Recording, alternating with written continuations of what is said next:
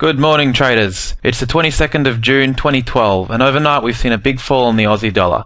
So I'll quickly run through a power move play we took last night to capture the movement. What you're looking at is a 2-year blown out view of the Aussie US daily chart, so each bar represents one day.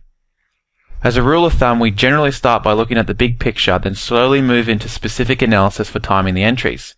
As you can see, my chart is not polluted with 650 different indicators like you often see on some platforms. Just raw price patterns and MACD, which we'll take a little look at later. So the first thing I always look for is horizontal support and resistance.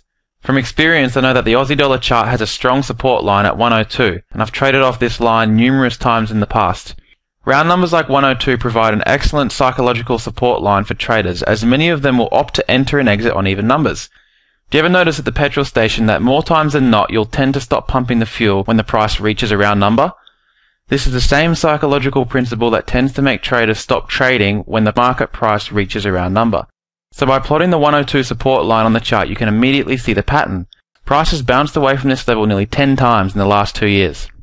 The next thing I'll generally look for are the historical swing lows. These are points at which the market has turned around after a run down. Sometimes connecting the lows like this doesn't always yield a significant indication at all, but in this case it does. You can see right now that the price is right at the intersection between the two lines that we've drawn. So let's zoom in and take a closer look.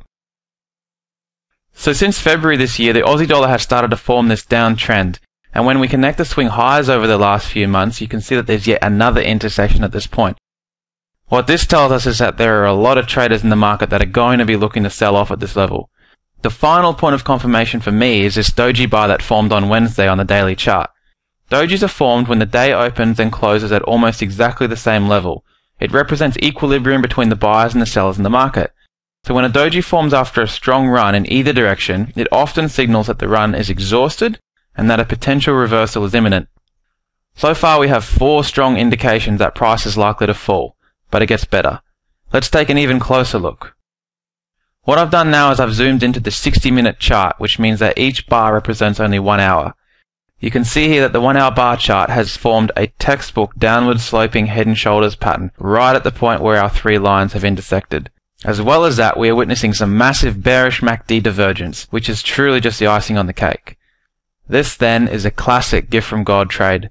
A real no-brainer if you know what you're looking for. So how do we take it?